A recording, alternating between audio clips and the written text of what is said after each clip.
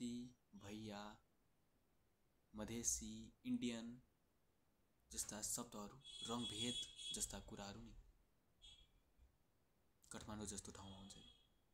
If तपाईलाई विश्वास लाग्दैन भने तपाईँ एकचोटि आउनु, एकचोटि तपाईँ टिओ ग्राउन्ड जानुहोस् कि टिओ ग्राउन्ड जानुहोस्, भित्र बसेर एकचोटि म्याच हेर्नुहोस्, तपाईँ कतै न कतै कसै न कसैको मुखबाट धोती भैया जस्ता कुराहरू सुन्नु नै हुन्छ कि पक्कै।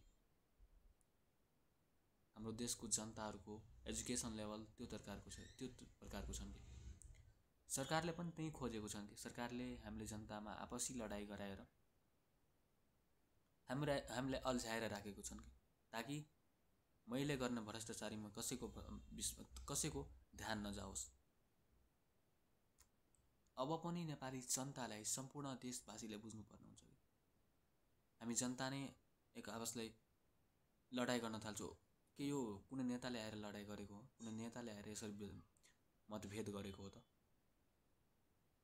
यता कुनै पहाडतिरको जनता आएर यता मधेसतिरको जनताहरूलाई इन्डियन धोती भन्छु भने कहाँसम्मको सही हो त? उनीहरू आवेगमा आएर गाली गर्दैन त। आफ्नै देशको नागरिक भएर पनि जब नागरिकता देखाउनुपर्छ हामीले त कि भाइ तिमी नेपाली हो कि इन्डियन? के भनौँ यस्तो देशमा, के भनौँ हाम्रै छिमेकी मुलुकहरू पावरको कुरा गर्छन्, मिलिट्रीको कुरा गर्छन्, तर हाम्रो कन्ट्रीमा समानता अधिकारको कुरा हुन्छ। विकास त दूर दूरको कुरा हो। समान अधिकार जुन देशमा छैनन् त्यो देश विकासको कुरा गर्छ, कतै न कतै लाज शरमको कुरा हो। जुन देशमा रोजगारी छैनन्,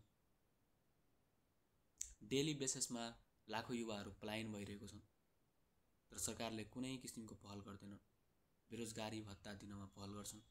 हामी त्यस्तो देशमा छौँ, कहाँबाट देश विकास हुन्छ नि त? रियालिटी नै यही हो कि साथीहरू, रियालिटी नै यही हो। अब पनि बुझौँ, हामीले आफैमा लडाई नगरौँ। मधेसकै व्यक्ति भए पनि पहाडतिरकै व्यक्ति भए पनि आखिर हामी त नेपाली नै हो नि त। किन लड्ने त? किन लड्ने? दुई चारवटा मधेसी खराब हुँदैमा पुरै मधेसी खराब हुँदैन, दुई चारवटा नेपाली पहाडी खराब हुँदैमा पुरै पहाडी नै खराब हुन्छ भने हुँदैन। अस्तिको यो एनपिएल गेममा विराटनगर जनकुबोसको गेम हुँदै गर्दाखेरि 8-10 जना झोलेहरूले 8-10 जना के भनौँ उनीहरूले जति गाली गरे पनि कमै हो कि। राष्ट्रिय गहनालाई, राष्ट्रिय खेलाडीलाई 20 लाख टार्गेट गरेर भन्दै थियो। अनि त्यो 8-10 जनालाई टार्गेट बनाएर सम्पूर्ण मधेसवासीलाई गाली गर्ने भने चाहिँ ठिक हुन्छ त?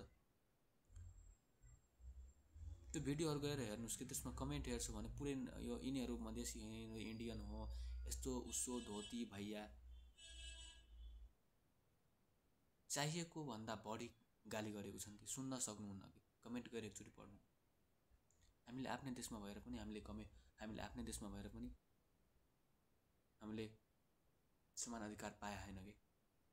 इभेन काठमाडौँमा आएर तपाईँलाई अझ 2 जना व्यक्ति छ, एकजना पहाडीतिरको भेगको व्यक्ति र एकजना मधेसी भएको व्यक्ति छन्। र तपाईँले सोच्नु त दुईटै मध्ये यदि बिना एक्जामको नोकरी दिनु छ भने मान्छेले कसलाई चुज गर्छ त? तपाईँले भन्नुहोस् न, रियालिटीमा के हो त? हो त्यही नै हो कि जसले पनि पहाडलाई मात्र चुज गर्छ। त्यसैले पनि अबदेखि यदि देश विकास गर्न चाहनुहुन्छ भने तपाईँले आफ्नो भाइलाई, आफ्नो आउने सन्ततिलाई विदेशतिर पलायन नगर्न चाहनुहुन्छ भने, आफ्नै देशमा केही गरोस् भन्न चाहनुहुन्छ भने हामी सबै नेपाली जनताले एक हुनुपर्छ। भन्दा अगाडि म केही पनि भन्न सक्दिनँ।